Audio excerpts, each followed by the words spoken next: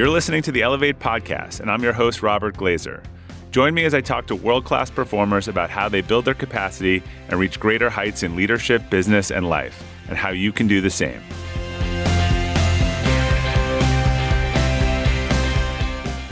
Welcome to the Elevate Podcast. Our quote for today is from Richard Thaler: "If you want to encourage some activity, make it easy." Our guest today, Greg McKeown, is on a quest to make our lives easier. He's the founder and CEO of McKeown Inc., an organization that helps leading companies like Apple, Google, and Pixar reach the next level of growth. He's also the author of the New York Times bestseller, Essentialism, a world-renowned keynote speaker, host of the What's Essential with Greg McKeown podcast, which you should definitely subscribe to. And finally, and most recently, he's the author of a brand new book, which should be out when you hear this, called Effortless, which you should be able to purchase today. So Greg, welcome back. It's good to have you again. It's great to be with you again. Thank you. So I know last time we kind of started at the beginning, so we won't go all the way back. But for listeners who may have missed that previous conversation, tell us a little bit about your first book, Essentialism. Really kind of took off. What were the sort of core principles from Essentialism, and why do you think it resonated so deeply? Essentialism, in one word, is prioritization. And it was just taking responsibility for that. It's based on a single idea, which is if you don't prioritize your life, someone else will. And so what you need to do is really get clear about what is essential and then eliminate the non-essentials as much as you possibly can. That's essentialism. And I think it resonated because so many people feel busy but not productive, stretched too thin at work or at home, and just live in a sense that their day is endlessly hijacked by other people's agenda for them.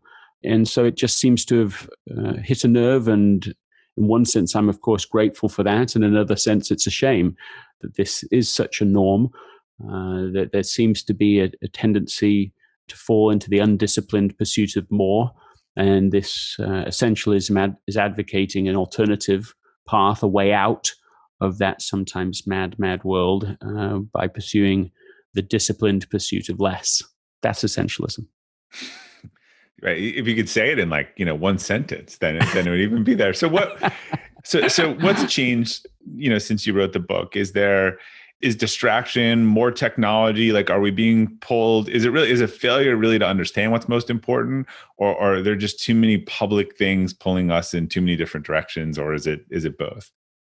Well, I think there's been a fundamental change in the human condition. And that's Peter Drucker's word for it. He said it for the first time in human history, there's this exponential increase of choices. And he concludes society is totally unprepared for it. So the change is still perpetual. I was just talking to my wife yesterday, and she's really tech savvy, wicked smart. And she's just you just can't keep up with all the tech changes. You just every app you're using is different than the last time you used it. Every service is changing constantly in the name of improvement. Sometimes they achieve that, sometimes not. And so you never can feel on top of your life, on top of everything, because the change is perpetual. So yeah, I think I think the news is still the internet. It's still technology. And there's a tremendous opportunity in that. But if you're not careful, you're going to get consumed and controlled. I generally view that technology makes a good servant, but a poor master. And sometimes it's hard to get that balance right. Well, it's interesting that you said that. I was thinking about back when I used to buy cameras or DSLRs, I would buy Nikon because I understood the operating system. And buying a Canon meant relearning, it's not just pushing the button, it's the menus and everything. I feel like it's kind of the same way with cars now too. You got to know the operating system of the car rather than you just get in and there's a park and a drive and it's just all the stuff that was supposed to make life easier isn't in a lot of these cases. Yeah, I think that the risk is that there's this massive increase in complexity. Yeah. That is one of the significant changes, is that there's increased complexity everywhere you look. And technology is partially enabling that because, I see technology as incredibly useful, an accelerator, something that can automate improvement and change if you use it right. However, all the things that make it a potential for good also can automate things that are poorly designed. If you poorly design a website, then you have automated difficulty and complexity for everyone who follows you. Everyone who's ever called up a call center and gone through a digital line that asks you to give them all this information only to speak to a live person eventually and then ask for all that same information has experienced the same problem. It's like you've automated complexity.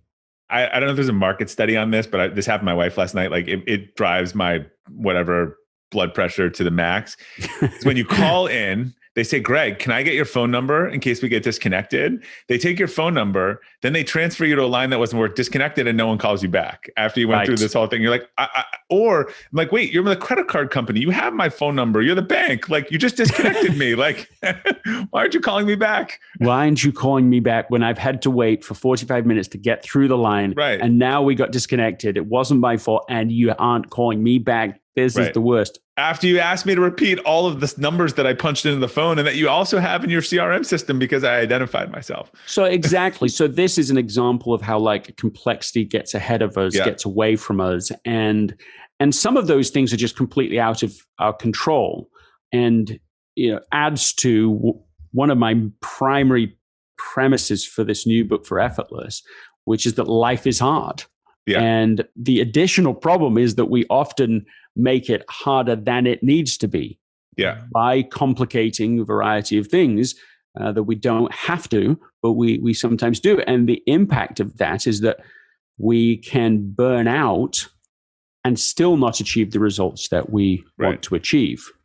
So my position in this book is that we can make a different choice, that we can learn a new mindset and some new tool set to help us find an easier path to do what matters most. And if we can find that, can't always, but when we can, it helps us to be able to achieve the results we want without burning out. And again, a little unfortunately, it seems to be hitting now at a time of like maximum relevance because I feel like right now in the world, as we're still in the pandemic, but starting to transition out of it. And it's like there are only two kinds of people in the world right now. There are people who are burned out. Yeah. And then there's people who know they are burned out. That's fair. And it's like, which category do you want to be in? Because I think there's a lot of people who are still grinding through. No, I think I'm okay. I'm doing all right. I'm getting the results I want. I talk to people. Oh yeah, I'm writing, authors in my world.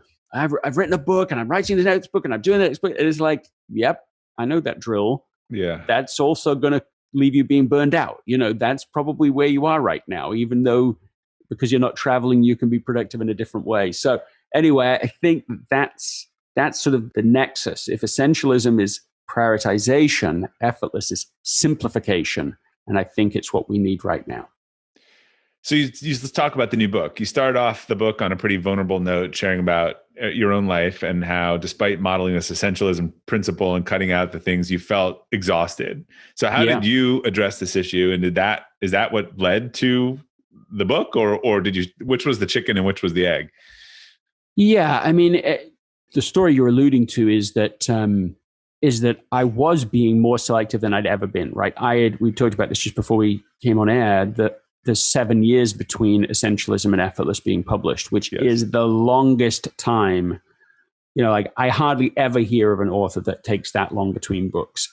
And you wrote a book on Essentialism, which was wildly successful, which I'm sure meant that everyone was asking for your time. Right? Yeah, I mean, I did. I mean, I've got the best agent ever, and he probably emails or texts me once a month for all those years. Hey, you ready? Let's go. And I have emotionally been ready to do it, but I've just felt like, no, hold off and wait and be an essentialist about it. Be sure before you go forward, be selective. I wasn't building the workshop business that sort of called for that maybe you would normally do next. I put on hiatus the class that I was teaching at Stanford. I loved doing that class. These were all examples of selectivity just in the professional realm. But even with all of that, I started feeling like, but there's still too much. And I want to do it. So it's not even a motivational problem. Yeah. And I have a high work ethic. So it's not like I'm just not engaged. I love what I'm doing, a sense of mission. So those things were already at the point that as far as they can go and still be in health. So if you still want to make a higher contribution, but you've sort of run out of space. What do you do? And in the midst of, in fact, I was working with some entrepreneurs, and they use that, that age-old thing of the big rock theory. We've all heard it, right? Yeah. The big rock theory is, if you take a container and you put in the small rocks first, the trivial things, and then the big rocks, then you will run out of space, right? Geometrically. And the way it's supposed to work is, if you put the big rocks in first and then the small rocks, then it all works, then it fits. But I found myself feeling like, but what if there are too many big rocks? What if the responsibilities are still there? They are essential. By this point, I had 4 children, right? Beyond being father of essentialism, I'm like actually the father of children, and I want to be there for them, and I'm engaging with them and trying to coach them and be there for them. It's like already starts to still feel too much, and I think a lot of people can relate to that, especially in this pandemic. That which things am I supposed to put down when I'm asked to do home education and work from home, and everything's integrated? I think there's some people who are exhausted from the pandemic, but they feel a deep sense of responsibility for other people, right? And so that's just piling up, cascading. Yeah. So you have this situation. There's a graphic in the book to illustrate the point. It's just like there's too many big rocks, and in the middle of that already sensation, I end up with a really big emergency sort of family crisis on top of that. And I'm just like, you've got to find, essentialism is necessary, but maybe it's insufficient. Maybe there's something more, or maybe there's something you need to go deeper on in your understanding. And so just to even cope, survive, or to thrive through these increasing responsibilities, I set off on a sort of new quest, first to help myself and my own family, but then this evolved and grew into, I think there's something here really important. I think I'm not the only person who struggles with this. Highly engaged people who still teeter on the edge of burnout. And that was before the pandemic. And so now I find it has this power of relevancy that I couldn't have anticipated. But I just think people everywhere know what I'm talking about here. And so, I didn't write the book because I think life should just be easy, or because I find my life so easy. I wrote it because, it's George Eliot's sensation, right? Which is, what do we live for if not to make life less difficult for each other? That was the why behind it. And I'm cautiously optimistic that it will hit a nerve, and hopefully I've not been rubbish in writing the book, so that that it can be useful to people. Well, you shared, we were talking before that it has not been so effortless to write the book and get it ready. When that happens, do you feel like, what's the cycle that goes through your head? I feel hypocritical.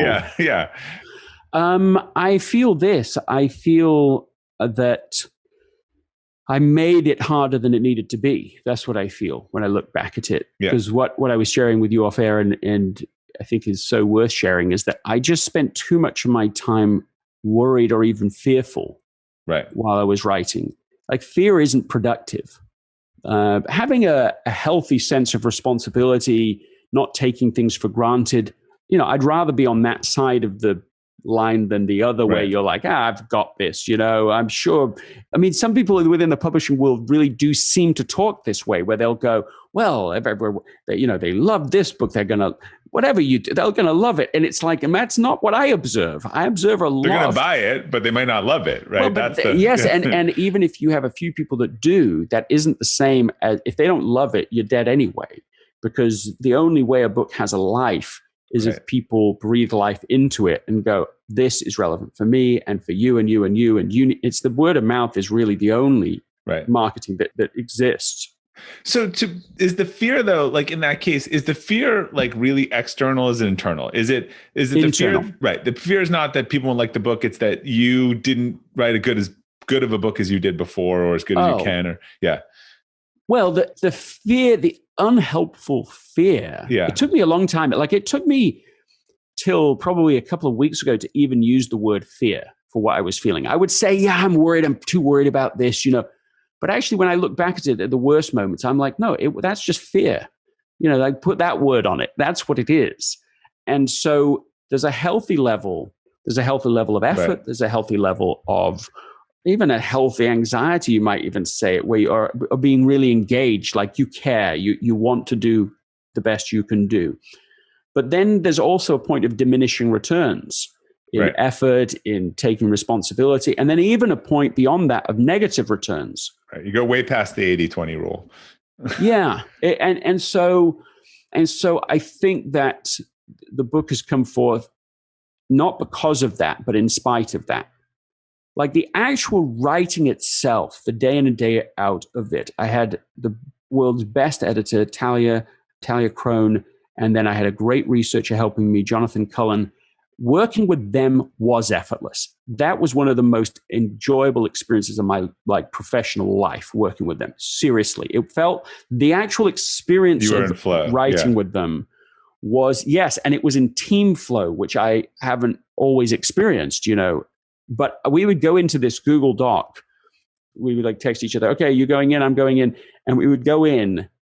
And so our meetings most of the time weren't spoken meetings. We would just be in the document working on it. And it felt a bit like Harry Potter. I don't know. Are you Harry Potter?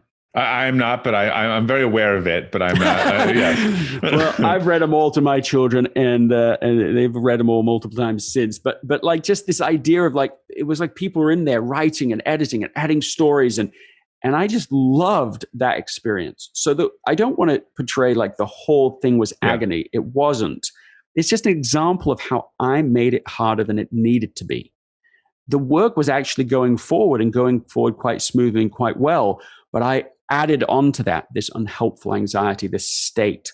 And I've come to think about state as maybe being the most important thing of our lives, is what state we're in.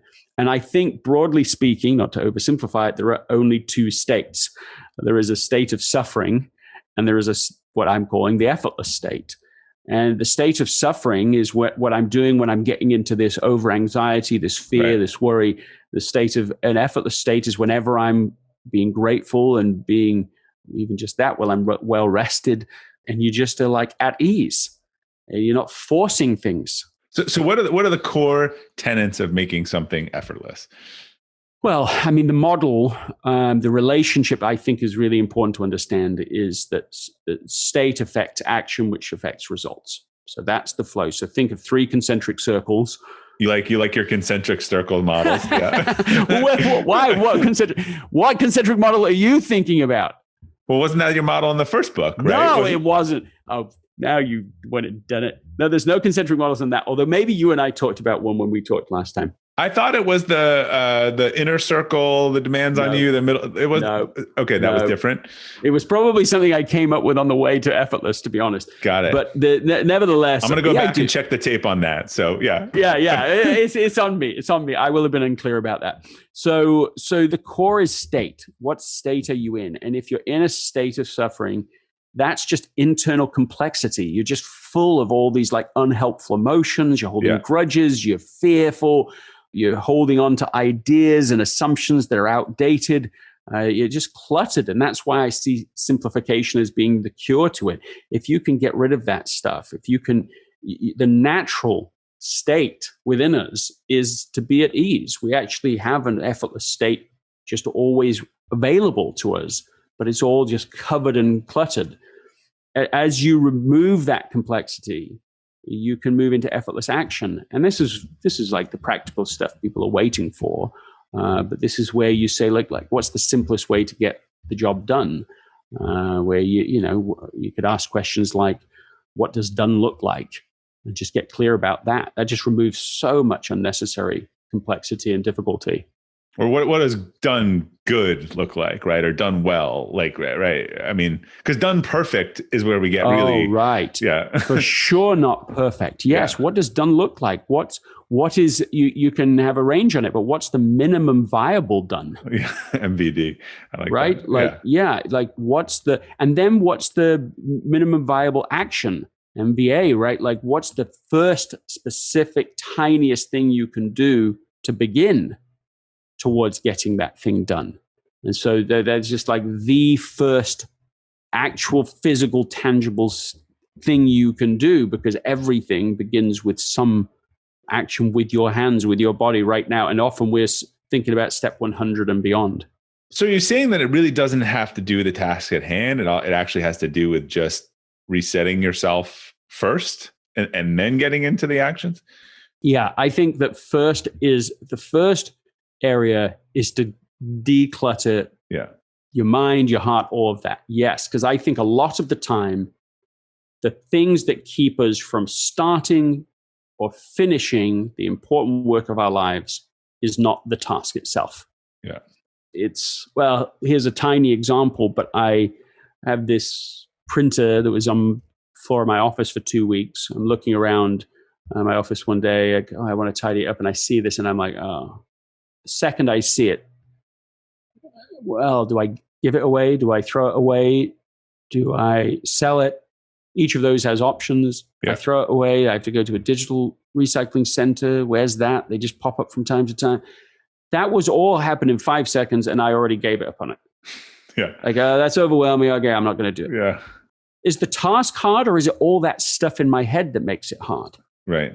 And I think it's all the stuff. So what I did in that situation was ask one question, which I think is a pretty quick shorthand for getting into the effortless mindset. Is just, I say, okay, stop. You're writing a book on effortless. Like, how could it be effortless? And I look up, literally, like, I'm thinking about that. Look up, and I see that there's some workers outside down the ways a bit. I thought, well, maybe someone wants it over there. So I stand up, walk outside, walk down to them. Hey, listen, I got this printer. It's in working order, but replaced it. Anybody want it? Oh yeah, I'll have it. I walk back inside, pick the thing up, give it to them. Within 2 minutes of asking the question, I didn't just have the answer, it was actually executed. And in that tiny little story, I mean, it's that multiplied by 10 times, 100 times. Like every day of my life now, I'm just keep asking the question, and it's amazing because, as we know, questions are answers. And we're not asking that question, or at least I haven't been.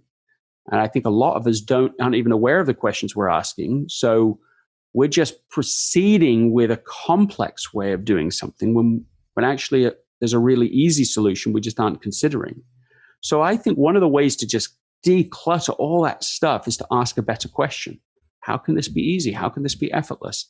And that's one illustration, but I could give you a dozen more right now from me and from other people where you're just taking the complex, hard path for whatever reason.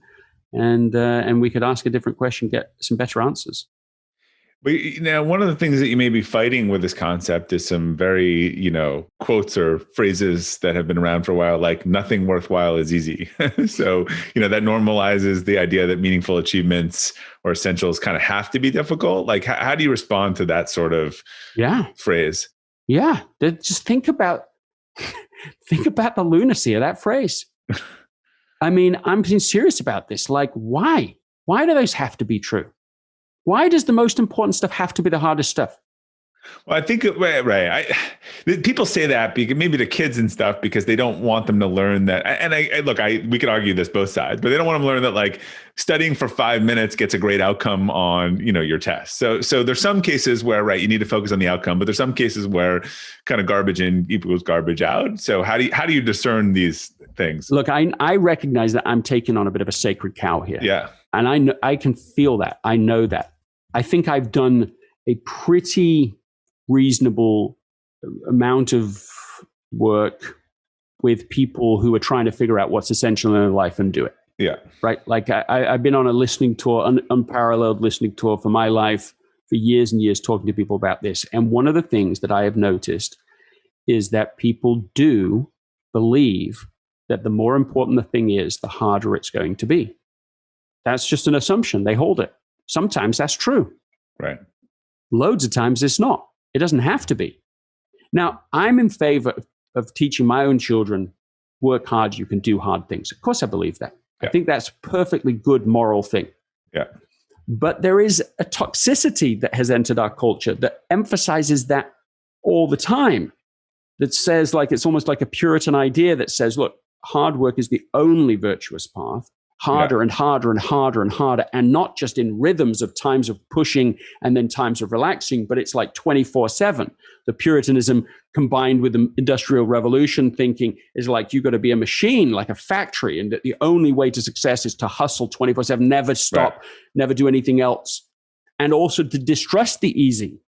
another Puritan idea, which is that if something is easier, it can't be the right path. It can't be. You have to go through a hard path if you want to take the right path. It has to be. Yeah. And I think there's just a third alternative, that there is a moral, virtuous, but easier or lighter path in life. And it's not just a good idea to discover it. It's like necessary to get through the hardest, most challenging things that are to come. Like, yes, life is going to be full of difficult things. Well, also, as you say this, it occurs to me that like, it'd be great to go, to go on a 2-mile walk and figure out you don't like the destination versus to go on a 100-mile walk and figure out you don't like the destination, right? Sometimes we're making an assumption that what we want is what we want. And if we take the super hard everything path and we get there, that's where cognitive dissonance and all this stuff comes into play. But, maybe we should have sampled this a little earlier.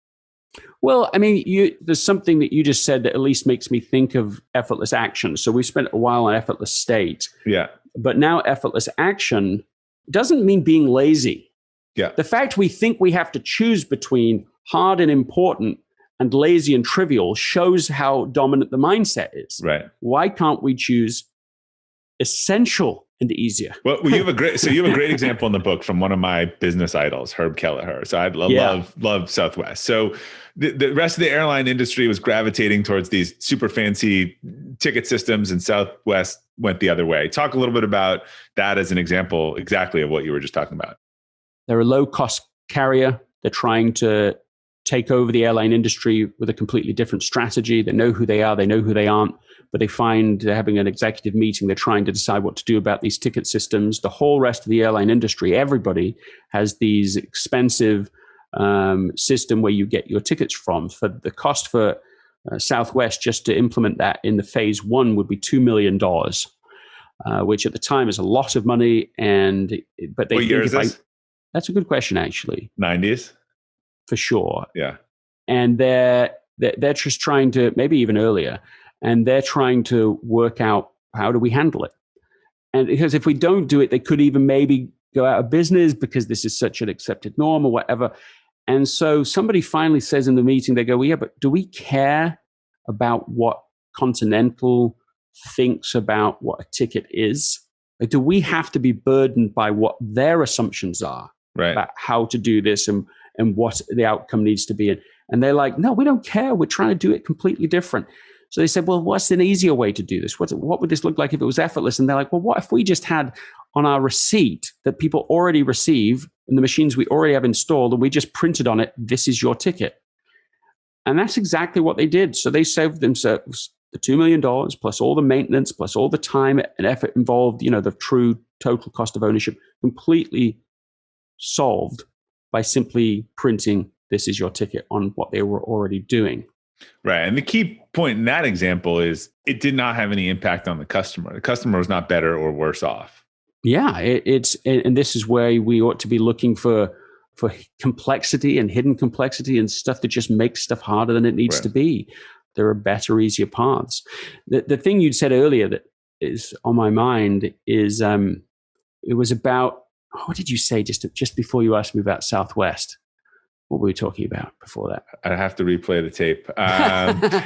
What were we talking about? We were talking about, I think, the misperception of hard versus like worth doing and difficult. I know what you said. Okay. You said it would be good if we didn't have to go 100 miles down a journey in order to learn whether that was the thing we really want to do. Yeah. Like, how costly does it have to be before we can learn and go forward? And it just reminded me of one of my favorite case studies in this book was about Henry Kramer, who started the Kramer Prize. And his goal was to have human-powered flight, which he thought wouldn't be that. He thought that it was an achievable goal, but he knew he needed to kind of help get people going with it. So it's a 50,000 prize in 1959, so pretty substantial. This is only 10 years before people are walking on the moon. Yeah. It's 50 years after Wright brothers had flown for the first sustainable time in Kitty, whatever it was called. So he thinks, this is going to be doable.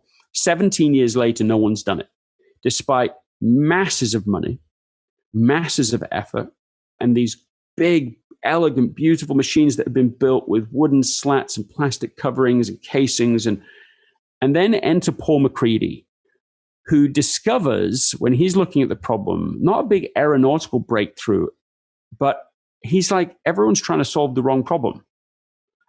And the problem they're trying to solve is okay, you're going to fly this plane by, half a mile around these two pylons. And like, that's the target. And they're trying to build the most beautiful, elegant machine to do it. He said that's exactly wrong. What you need is a plane that you can crash and fix and fly again for cheap. You want cheap learning. You want failure to be as cheap as possible. In order to be able to make progress, you need to make the learning as easy as you can. And that breakthrough was the key, because that meant that they could crash. He literally, he didn't have money for a team. His friends and family, he had his young son was his test pilot. And they'd go in there, they'd fly this thing. This thing looked ugly, looked amateurish compared to the competitors. But the advantage was they could crash this thing, put on a broom handle, tape it again, try again. And so they would have more crashes per day than some of their competitors had in the lifetime of their machines. And so it was on his 223rd attempt that he is successful, wins that prize, and 2 years later wins the second prize, which was crossing the English Channel by human-powered flight. It wasn't aeronautical insight. It wasn't perfection. It wasn't building the most beautiful, elegant machine. It was making it easier to learn. Right. It's like the courage to be rubbish. Just do the next little thing rather than the obsession to be perfect. That was the key to actually making incredible speed, fast progress in what really mattered to him. All right, we're going to take a quick break for a word from our sponsors, and we'll be right back with Greg. In 2017, entrepreneur John Rampton was frustrated with the available calendar tools, which led him to create Calendar.com. Calendar.com allows all of your different calendars to come together in one place. It also has some great features that solve many of the common frustration of team calendars. Smart links with notifications ensure you never need to worry about double booking or no-shows. The Find a Time feature compares everyone's schedules at once, finding the optimum time to meet. No more emailing back and forth trying to find out when everyone is free. And you also get analytics that will give you reports that show how you and your team are spending your time, allowing you to be more efficient. If you're looking to make yourself or your team more efficient this year, head over to calendar.com now to start your 30-day free trial and see the difference for yourself. That's calendar.com. And we're back with Greg McKeown. So I was thinking actually during the break about something I just heard to what you were saying. You may want to chase this down as a new case study. But when they were talking about this infrastructure bill in the US that everyone's trying to come out with, one of the challenges to infrastructure and the cost is that they're designing it for these 100-year storms and stuff, which seem to be coming every 5 years, or trying to predict what 100-year. And this engineer or whatever said, look, why don't we just design this stuff to not to be for 10 years or modular? Or we don't know how bad this stuff's going to be. I think it's a huge mistake to design this stuff for 100 years. It's driving up the cost and complexity through the roof, and we should focus on shorter periods of time. I mean, that sounds like a very similar example. Yeah, I haven't studied that question. It's an interesting question, and I certainly think that if you're not careful in government, in any complex system, but in government systems, is that everybody adds something. And so as it goes through all different committee meetings and all different agendas, you can end up with something very incredibly complex and expensive on the other end. We've all heard the anecdote. I don't know that it's true, to be honest, but the anecdote of the, somebody wanted to have a pen that could write on the moon, for the astronauts. And so NASA went through this really complex process of finding a pen that could do that. And they did, and it costed this enormous amount. And in the end, they said, well, yeah, but what did they used to do? And someone was like, well, they just used a pencil. And as I say, I don't know that actually is true, but I think it still illustrates a point, which is that there are simpler solutions, but we have a bias for complexity and for hard. And if you want to do something important, you believe it has to be that way. And we just make it way more burdensome. Right. What if there is an easier path? Or a different way of doing it? I think that's the key thing I heard, kind of question your assumption of what you're actually trying to solve in the first place. Yes, I think so. What does done look like? What's the easiest first step to get us going? But I can even sort of simplify all of this conversation just to saying, like, right now, if somebody's burned out, what can they do? Yeah. And there's a few things that they can do, I think, that just to make life more sustainable right now. And one of the things that I like to talk about in the book is just having like a done for the day list. Yeah. You just go, instead of an literally endless to-do list, which I think is fine to have, right? But that you're not trying to do that endless list today. Or that you're like, oh, that's a quick one, but not an important one. I mean, that's what most people, they go with the urgent, not important version. And yeah. Yes, I think so. And so that's part of what, if you make the list, and I don't do it every day, but when I make the list, and Anna, my wife, will do it as well, it forces you just to think ahead of time, what really would leave me satisfied. Right. And so done for the day list is just a way of reducing it. I think it sort of can't be more than like 10 items on the list generally. Of course, it depends on what size of your items they are. But I think it's not like a massive list and we're just cramming everything. And then I think a second thing which is related to this is just like a set time to be done. In right. COVID times, do people have, I won't put you on the spot, but do people have a set time to be done? If you don't, if 5 o'clock comes, 6, 7, 8, 9, 10, like it just goes on. Well, we've done the same thing with a project too, with people where they say like, look, this just took way more time than I needed and you just can't get on the scope. And so the answer is, I want this project to take 2 hours. So whatever it takes to get it done in 2 hours, that's how much time it's worth to me you spend it on. And then you put some parameters around it, right? Which is a different way. I really like that. Yeah. I really like that. That's a great way of signaling to somebody a parameter, a boundary.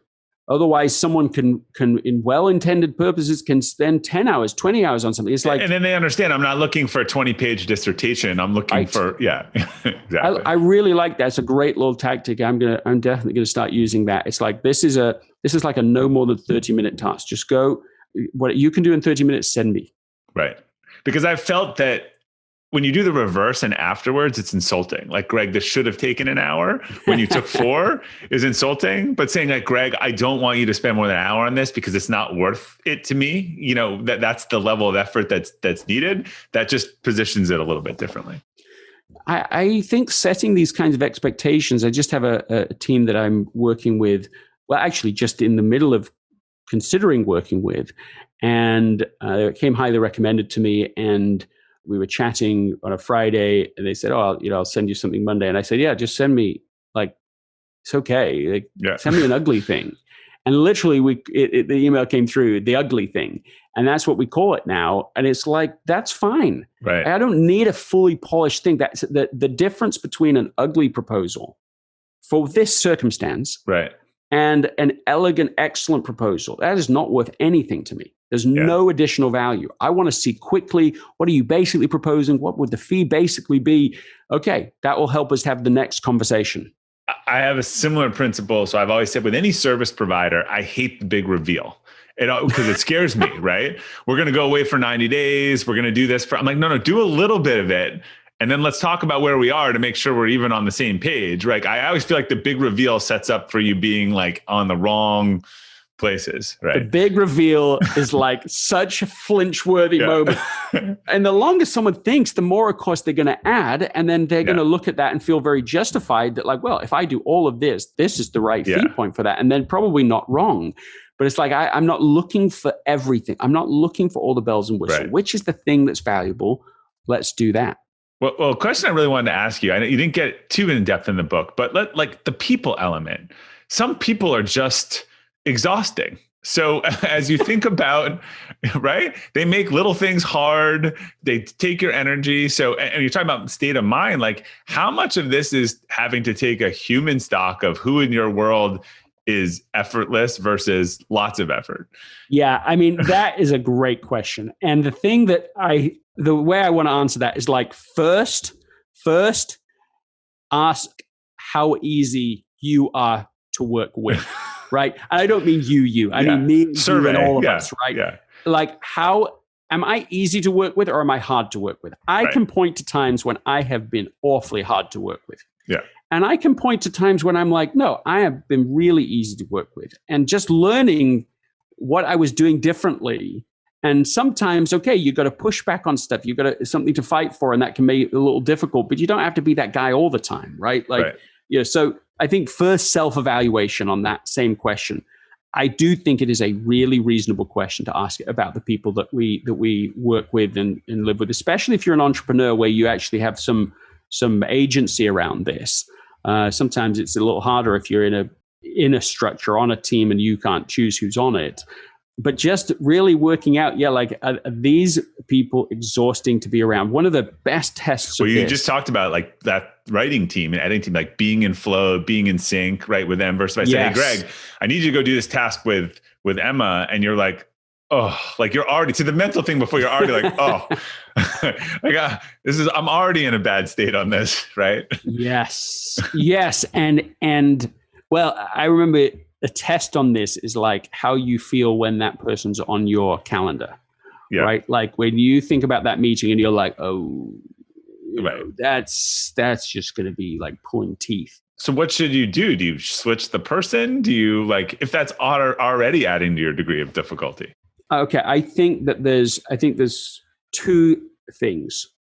I'm going to talk about like the thing that has been helpful to me as an entrepreneur is something that Warren Buffett said, which is that when you're hiring people, and that can include like hiring people, even if it's per project or like, you're hiring somebody for something, you want the 3 I's. He said, integrity, intelligence, and initiative. Yeah. And he said, if you don't have integrity, then the other 2 will damage you. But actually, basically, I think that's true for all 3 of them now. It's like if any one of them is low, it'll damage the others, right? If somebody is low initiative, then that could still damage the others as well. So these 3 things, and I just call them now the 3 I's, and I'm looking for people that are 9 and 10 on all 3 things. Yeah. Because if you find someone, and I have been able to find some people that are in this category, and I'm like, they are so easy to work with because I can trust them so much. So these are like high trust individuals. Right. And when the trust is high, everything's easier. When the trust is low, everything is harder. And so that's like the first thing is where I can influence it. And even in personal life, I mean, you're looking for people that when you're with them, same thing, integrity, intelligence, initiative. If you can I agree. As you're saying this, the trust, I'm actually going forth with a proposal with a vendor contractor on something now. And I've added some stuff and removed stuff, and it's just incongruous. Like when I take it away, only 10 cents comes off. And when I add it, 90 cents goes on. And so it's caused a lot of back and forth phone calls and stuff because I'm like, this just doesn't, it's lowered the trust, which has made me now go into all of the other numbers, like, much, much more detailed. It's definitely made it much more effort. I have somebody that I work with. I've worked with them for years and years now, and they're still a contractor. That's the right thing. And they still bill me in 15-minute increments to my advantage. So if they're working on things and they're doing something for me and it takes them 15 minutes, they bill it for 15 minutes. Instead of, I would have no idea. They could do half an hour. Well, I would have some idea, but you couldn't prove it. So you would just start to feel a little uncomfortable when you start going. And then you ask no questions now. I think, the bill comes back and you're like, it feels high to me. You have a gut check of this. And so the integrity is just so important to me. It just makes it so easy. And of course, you then want to work with them more because it's so easy. And so, yes, I do think that you want to sort of to do what you can as kindly as can to not be working with high maintenance people, right? That are exhausting. Now, that's something I think if you have the power to do it, if you have the influence, that is like such an example of residual results, of effortless results, because one right hire is like you've made 1,000 decisions, right? That's like 100 results, because every time you work with them, they're making your life easier at every single juncture or harder at every juncture. With the people that you are already working with, that you're already committed to, or you can't make a change about for whatever reason, what I would encourage people to do in that situation is to create a high trust agreement. Because in every relationship, there's really three relationships. There's person A, person B, or three people. Person A, person B, and then the agreement. Yeah. It's like its own person in the relationship, but it's the one least acknowledged. So if there's a problem between somebody and it starts to feel at odds, we tend to go, well, it must be them, or it must be me. Right. And that both of those things are quite painful, can be uncomfortable, especially if your evaluation of that doesn't make it better.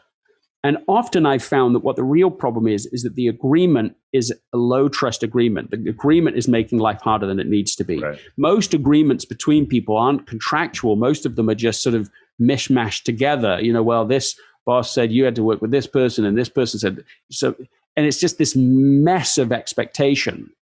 And now you're trying to work together with all of this unspoken expectations and roles and responsibilities. And so the high trust agreement is one I highly recommend. There's like 5 questions you need to get clear on. If you can get it written, that's even better. But even if you can't, you can sometimes just verbally talk through the 5 questions, right? The first is results. Just what are we trying to do? Like what is the outcome we are trying to achieve? The second, I got to try and see if I can remember these now. The second is roles, which is like just who's doing what. If you can get those first 2 things clear, oh man, you're like 50% the way to a better relationship. The third thing is rules. Like just, is there any minimum standards I need to know about that work for you, that don't work for you? Is there anything that's like out of bounds? Like, let's just get some of that out to be clear. Somebody was telling me recently that they had a boss that was like, the staple has to be this way in the document. Maybe you don't want to work with that boss. I wouldn't, but maybe you don't have that choice. You just can't, feel like it's the right thing to do now. So it's better to know that stuff if you can. So now you just can do it the way that matters to them. What are the rules?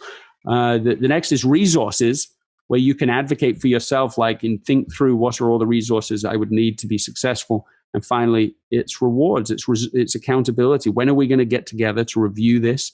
And what are the rewards if we do? And if you can just get some of those things out, like I say, even written down, then, I've done it with my own children. I've done it with professional relationships. It just makes everything easier. Easier than it otherwise can be.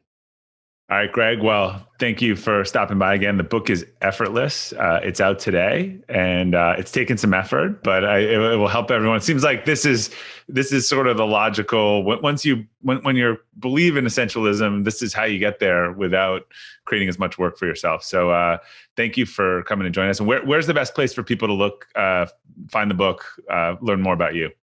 Yeah, I think that right now, at the time that people will be listening to this, there's actually still an offer out, which is if you order the book, you also get a 21-day Essentialism challenge. It's a masterclass. So you go to essentialism.com. That will forever be available if people want to do that course later, or if they don't want to buy this book, they can still buy that course. But, it's an offer right now. Get the book and you can get that 21-day challenge. And I think that's all incremental, small ways you can put essentialism into practice more effortlessly. All right. Well, congrats again. Thanks for joining us. And when the next book's out, we'll have you back again. It's been a pleasure. Thank you so much. All right. To our listeners, thanks for tuning into the Elevate podcast today. We'll include links to Greg, his book, Effortless, and the What's Essential podcast on the detailed episode page at robertglazer.com. Thank you again for your support. Until next time, keep elevating.